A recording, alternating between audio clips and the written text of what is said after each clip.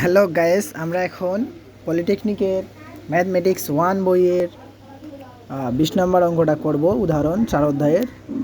এখানে দেওয়া আছে যে √3 মানে ঘনমূল is x plus I Y is equal to p plus i q. So আমরা প্রথমে এটাকে বর্গমূল করে নিব। এখানে 3√x প্লাস আই ওয়াই এর উপর কিউব দিব, তারপরে is equal to p plus I cube, তারপর ঘনমূল দেব।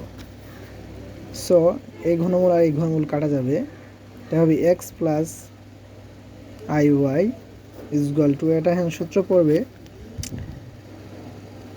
এ কিউব মানে P cube plus 3 A square B, মানে এটা এ এটা বি ধরবো আমরা, প্লাস 3 এ বি স্কোয়ার,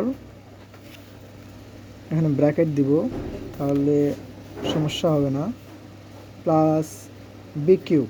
এটা যেহেতু আমরা বি কিউব ধরেছি তাই এটা হলো বি কিউব। এটা বা দিব আমরা, এখানে বা না দিলে হবে না,